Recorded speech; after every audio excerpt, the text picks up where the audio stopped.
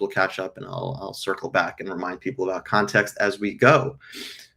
So for those of you who have been to previous constitutional conversations, have watched the videos, have watched some of our explainer videos, or have been following us throughout social media, this is a really big project and a really important project, and it's been a project that has been in the making for about 2 years, but we are currently in the phase where we are finally going to the market of ideas.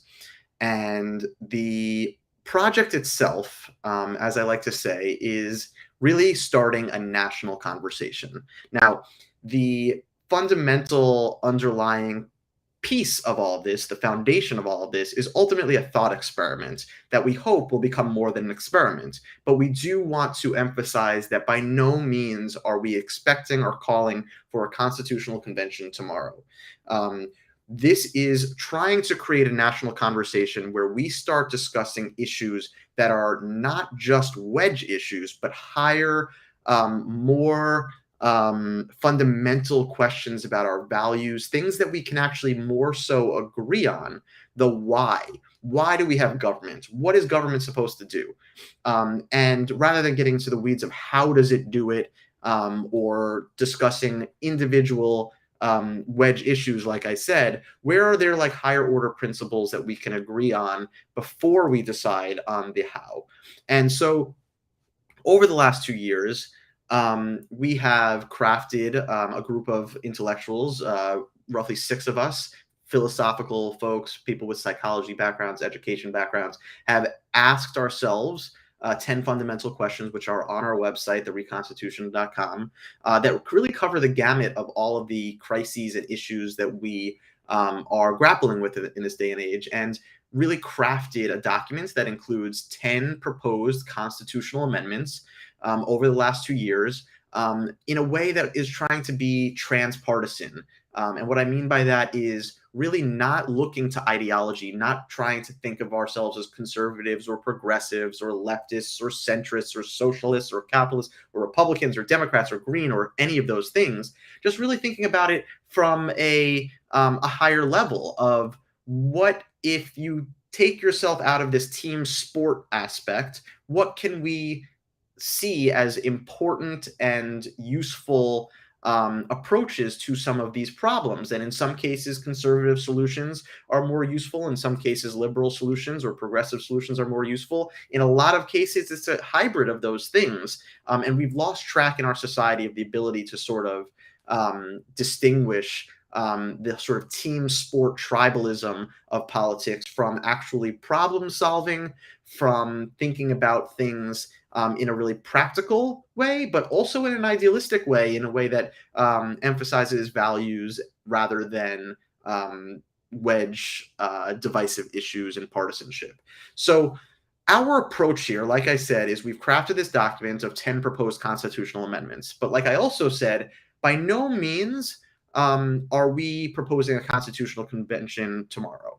The goal is that maybe one day we could be as a society in a place with more consensus, more agreement, more unity, and also potentially and sadly in a place that has more dire needs to call that constitutional convention. Things are going to get more complicated over time. Automation, climate change, divisiveness in politics, our complicated media ecosystem, and the quickness of information and fake news and deep fakes and all of that may quicken the need for some of these solutions. But by no means are we expecting or going out there advocating for a constitutional convention tomorrow. The purpose of these constitutional conversations that we're having is really to do something that was done when the first Constitution was drafted, which is equivalent to the Federalist Papers. And what I mean by that is, again, coming back to the very beginning, starting a national conversation where people can have their voices heard. We use our document as a series of proposals, but we are open-minded in that Some of them may not work. Some of them may be thrown out. All of them may be thrown out. But we are here to use those as a starting point to stir up conversation that can be done in a way that is really constructive by using these principles that we've sort of propagated: being curious, being humble, being respectful, being patient, being resilient, being creative, and having these conversations as a fun thought experiment rather than as a triggering or divisive sort of scary political battle.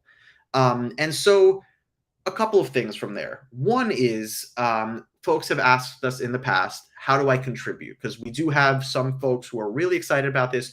I'm really excited about the traction we've gained over the last couple of months as we've launched this project. People have asked, how do I contribute?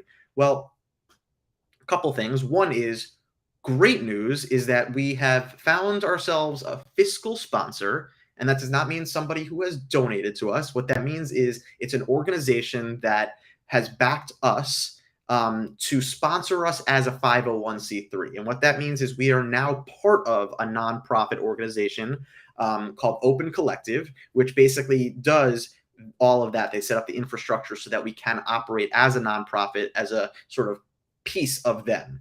And so what that means is we can now collect donations, contributions, financial contributions, in exchange for one of two possible things. One is a donation receipt, which would be tax deductible. I make no claims about tax deductibility, but you can speak to your accountant about it. I believe that you can deduct up to 50% of your income, which I don't expect from anyone, but it is a nice way to get involved and contribute and then have some benefit on your side as far as getting a tax refund.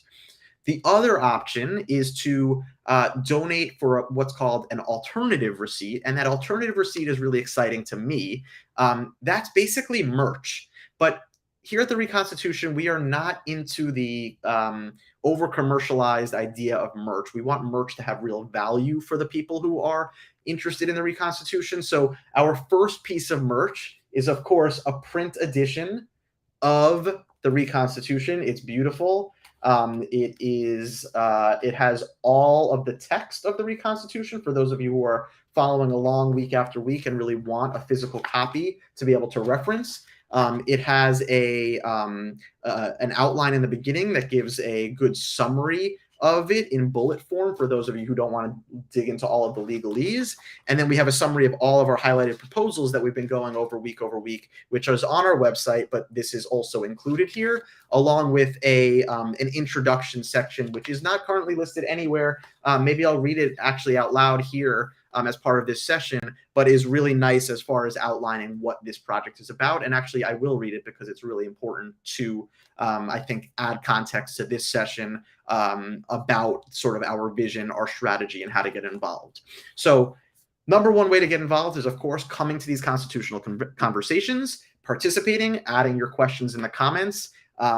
Really, that is the best way to get involved. That is what democracy is all about. If you don't think that we are a democracy, that's what being a republic is all about, having participation from the people and having your voices heard. The other way to get involved, which we are going to start opening up over the next week, is we are going to set up, and so our first group that crafted this document over the last 2 years, we call our framers, because we are framing this, right? We have framing questions, we have a framing document, but by no means are we concretizing that. It's not a concrete written in stone thing. We are here to frame and hold space for a conversation. So what we're going to do next is, from our most active participants, the people who really, to us, embody the values, being curious, humble, respectful, patient, resilient, creative, people who are most interested in the project, we are going to send invitations, and please feel free to reach out if you would like an invitation. We will definitely consider you, to create another layer of framers or for the purpose of joining us in these conversations, not just as participants, but as leaders and moderators. Part of that will be taking feedback both in these sessions, along with comments that have been left on our various videos that we post on social media. And we will have bi-weekly integration sessions, which will alternate. We will have bi-weekly constitutional conversations from now on, because we will need time to integrate the feedback. So these conversations will be bi-weekly, which will be open to the public. And then we will have private sessions for our most active participants, that are invited into this second layer of framing, to take the feedback from the previous sessions, integrate it, and actually modify this document, the first edition of the Reconstitution, as we work towards, you guessed it, a second edition of the Reconstitution, which will incorporate feedback from the public, which is really part of the democratic process. This will then, we will continue this process, a third edition, a fourth edition, inviting more and more people in until we have a critical mass and we have the hunger for actual implementation of these proposals, either a subset of them or all of them. And we will figure out together, as we go, what the best way to do that is. Is it a constitutional convention? Is it just a series of amendments? Is it legislation in some cases? We will work through that together, but we will carve a path by walking it. By no means do I expect to have all the answers today. I don't think anyone can claim to do that, but we do have a North Star that we're pointing towards, which is fundamentally upgrading our society, our government, our democracy, our republic, our constitution, our union, to better handle the challenges of today, the hyperspeed at which the world is changing, and to make our society more agile, more adaptive, to be able to satisfy the needs of this pace of growth and development. As I said, join us for our constitutional conversations. They will now be bi-weekly rather than weekly. I will invite a select group of people who really embody those principles that I mentioned earlier, those values that I mentioned earlier, and who are really active and have great ideas into this second layer of second framers, to join me bi-weekly for integration of that feedback and to just discuss issues in general as we draft a second edition. And then the third way is contributing. And I am not someone who is very comfortable asking for money, but this project is becoming increasingly expensive, and I believe it will continue to become increasingly expensive as it becomes more effective and reaches more people. And by the way, that is the feedback loop. As we know from our very first conversation on money and politics, there is a feedback loop around the reach that we can have and the money that we are donated to. Currently, I'm funding it out of my own pocket, and I cannot do that forever, unfortunately. I do work in education, so I am not in finance. I was once in law. I left that because I want to make an impact on the world. So anyone's help would be really, really appreciated. You can contribute now to our 501c3 sponsored project. At thereconstitution.com, there's a little button in the top right that says, I think it says get involved or contribute or something along those lines. Click that button, and there's links within there to contribute in the ways that I said. You will be able to either donate for a donation receipt, just without any exchange, or you can elect to pay $17.76 appropriately, and you will get this first edition. You can also actually pay any amount you want and you'll get this first edition, but that is our recommended. It's a little bit above cost. I think the cost is actually, to be fully transparent, about $13.83 or something. So we get a little bit for that. There's also, if you pay $37, which is our short for a 37th amendment, which would be the final amendment that we are proposing, you will get this first edition and a bumper sticker, which is really beautiful. There's a picture of it on the website. I put it on my car the other day and felt a little cheesy, but then I immediately got a compliment. It has our principles on it: be curious, be humble, be respectful, all the things that we want to spread as part of this project, as far as values go. That would come with, if you buy for $37, you will get this and a bumper sticker. And then if you pay $177.60, because we're cheesy and like $17.76, but also because it is more expensive, you will get both of those things. And in addition, you will also get a journal that looks like this, that you can actually write in to take notes for the Reconstitution. It will say the values on the back. It's really beautiful. It's like a puffy sort of hardcover journal that's really great. So you will get all three of those things if you buy that one, or if you contribute that amount. So those are the ways you can get involved. Again, participating in constitutional conversations, getting invited, and you can request an invite into the integration sessions, which will be a second layer of framers, or by contributing either blindly in exchange for a donation receipt that you can use to deduct on your taxes, or in exchange for merch such as, and I hate saying merch, this is really actually like, this is the document. So the document, a bumper sticker to help get out the word, and a notebook that you can use in these conversations to take notes, as you like, to be able to share feedback or whatnot. So those are the things we're doing. I'm really excited about this process. Again, we will continue to post videos. We will have an explainer video coming for next week on what we call people over party. That will be a lot about ranked choice voting, which is maybe one of the most important proposals we have in the Reconstitution. And we also have some things about getting parties off the ballot, out of parliamentary procedures. We will get into it next week. Really interesting discussion coming up there, maybe one of the most important ones we've had so far. And that is pretty much the plan. So yeah, so I mean, please do. We will send out to our email list information on that way to contribute. Oh, also the fourth way you can get involved, I didn't mention this, but in that same section on our website where it links out to contribution, ways to get to contribute or to get the merch, there's also a list of roles that we're looking to fill. Unfortunately, because we are not yet funded, those will be unpaid at the moment, just like I am unpaid at the moment. But as we do get contributions, we will start to open up to have paid positions, is my hope. We want to build out infrastructure. We want to be able to pay for spreading the word, advertising if possible, or at least bumping us up in the algorithm for people who are politically minded. And so, yeah, all of that is to say, and let me just also say, one of the criteria to be adopted into a fiscal sponsorship of a 501c3 is that you are not doing hard political advocacy. And I really truly believe that we are not doing that. We are not lobbying for legislation. What we are doing is political education, and what I like to say, sort of political self-awareness, getting people to understand what they actually believe rather than blindly sort of following their leader, following their party, following people that they, for example, maybe someone agrees with a politician on climate change, and suddenly you agree with them on everything because you trust them on climate change. So why wouldn't I trust them on taxes and all of these issues? And getting down to the sort of issue level of figuring out what you actually stand for.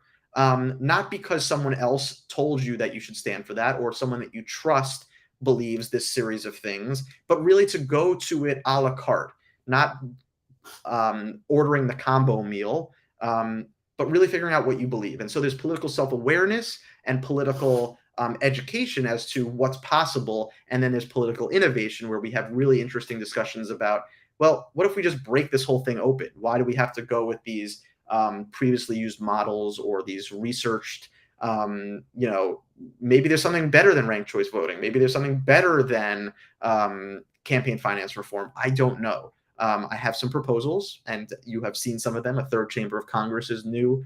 Our approach to campaign finance reform is new. So we want people that have interesting ideas. Let's think outside the box. As cliche as that sounds, we really, really mean it. And it's not applied enough to politics, to policy, to government, and we still are relying somehow on theories developed in the 1700s, whether it was John Locke or Adam Smith.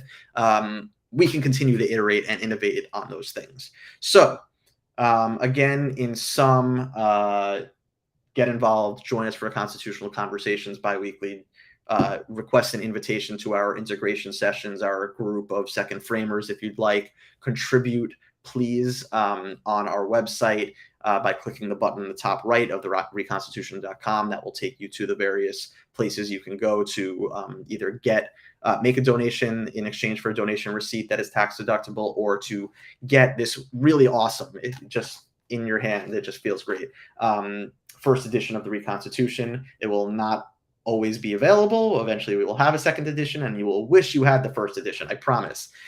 We are going to create a movement, and the first edition will only be available until we have a second edition. So go out there, get it. We're really excited to have you all as part of this journey. Please feel free to post questions. Oh, see our first question just came in. I just want to say, Burp, I apologize. I keep forgetting to update our intro context on TikTok.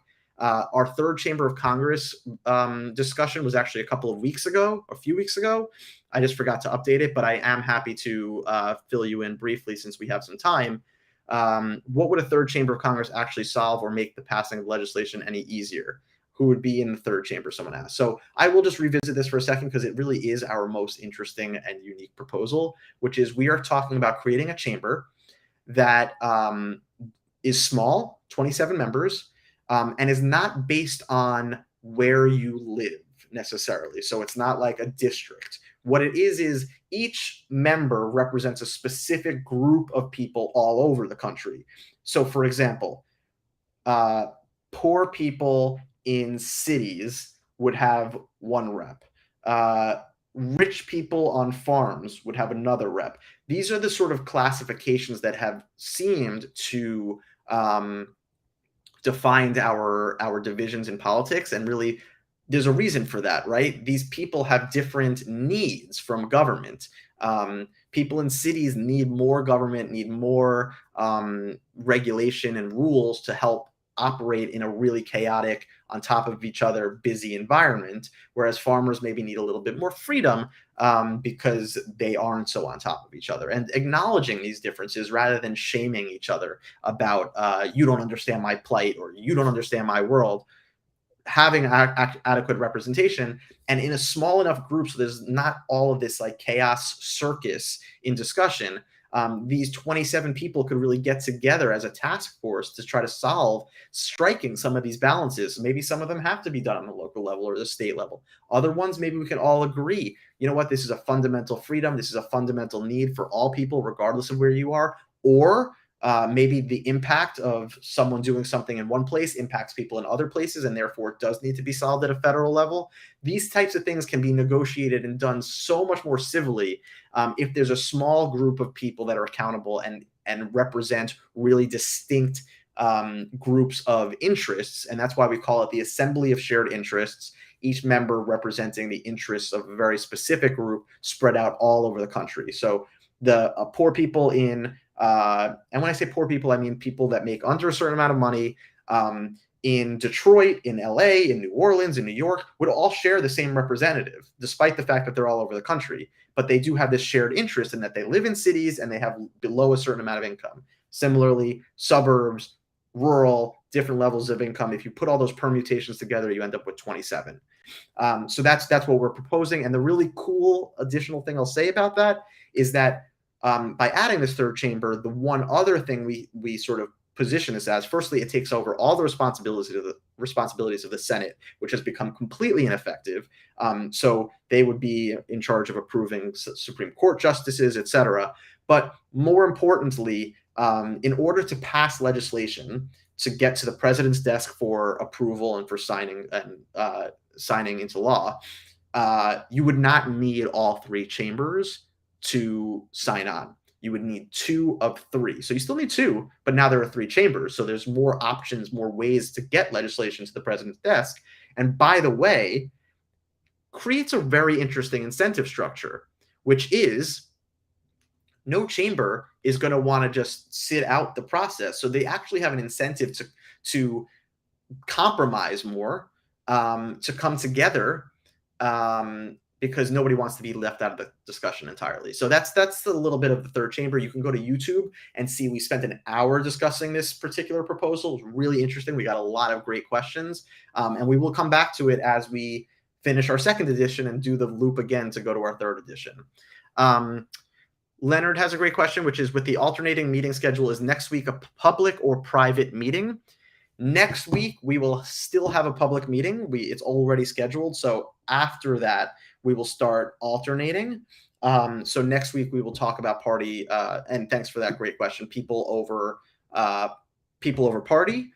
And then from there, we will alternate. We also have a really interesting special discussion coming up in a few weeks. So probably the one after that, which would be not next week, not the week after, because that'll be private, but the week after that, on what's called the plural politics test, which is set to be released very soon. It's a political test that has been developed by one of the other framers that measures, rather than political sort of ideology, the level of expansiveness that a person is able to hold in their politics. So how many viewpoints can they appreciate rather than trying to pigeonhole them into a single point on a chart. But that's going to be released over the next couple of weeks, and we will have a constitutional conversation on that as a special edition.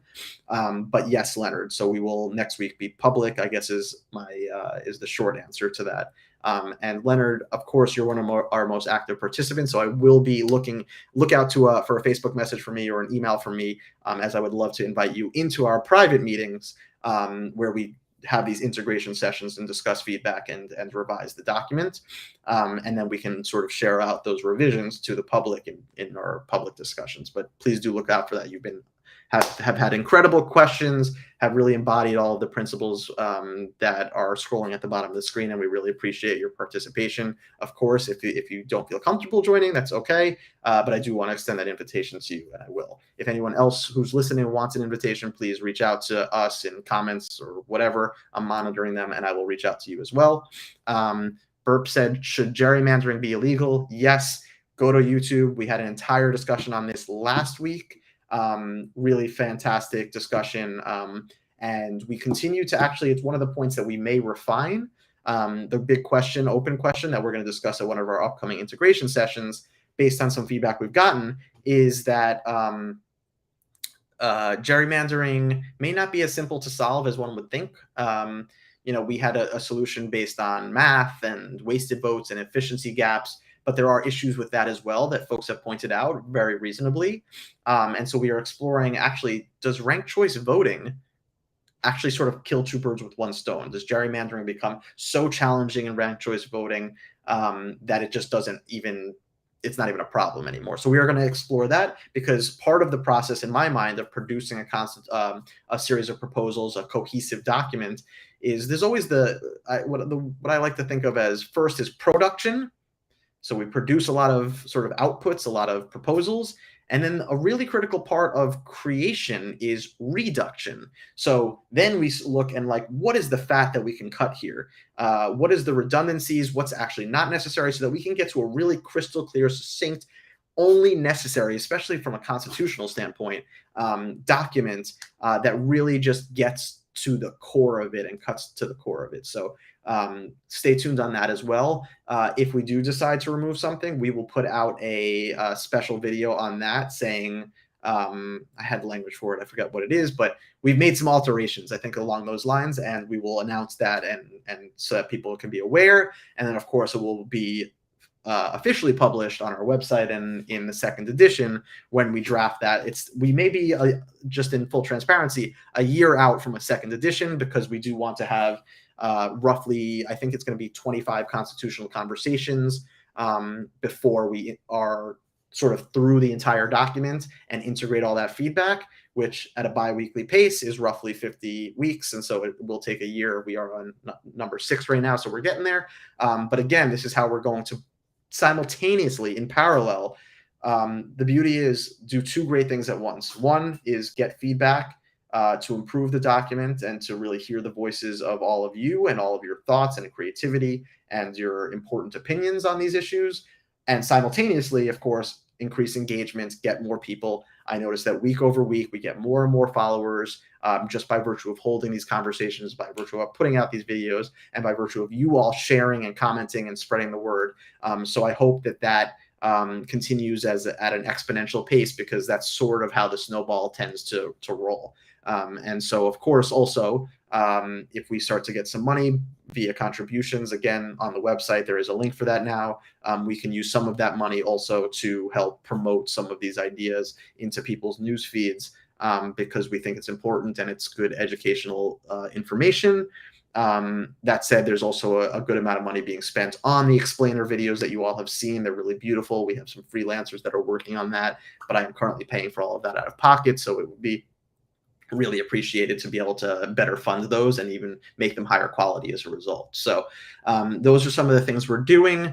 That is our goal, is to craft a second edition. Beyond that, we don't know yet, but the hope is, I think our North Star is that eventually this does get implemented in one form or another.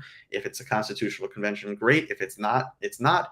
But the goal is to let the path emerge as we continue to have these discussions, and we will look to the people for answers, not just substantively on what we want to pass, but also from a process standpoint and a strategy standpoint. There are a lot of brilliant people out there. I can't do this all on my own. So I'm looking for experts, for opinions, for thoughts, feedback, and innovative ideas. So that's all I've got for today. It's been 30 minutes. I knew today would be a shorter session since we're not actually talking about a proposal. Yes, Leonard, thank you so much to you as well. Keep an eye out. I'm going to hopefully get something to you and a couple of other folks this weekend. I'll draft a little invitation and welcome email. So look out for that. If anyone else wants an invitation into our second group of framers, and you'll get to also meet the initial group of framers. They're really smart, great people. And so I would love to introduce them as well. They're a little less in the public eye and want to keep it that way for various reasons with their own jobs and mixing politics and personal life. But you'll get to meet them in private as well. And that's what I've got for today. I'm going to pause for a second in case anyone has any final questions before we go. But if not, we'll drop and call it a day. And then we'll be back next week, as I said in response to Leonard's question, for people over party, and ranked choice voting and getting parties out of official government processes. And then we will switch to alternating weeks for public constitutional conversations. Whew.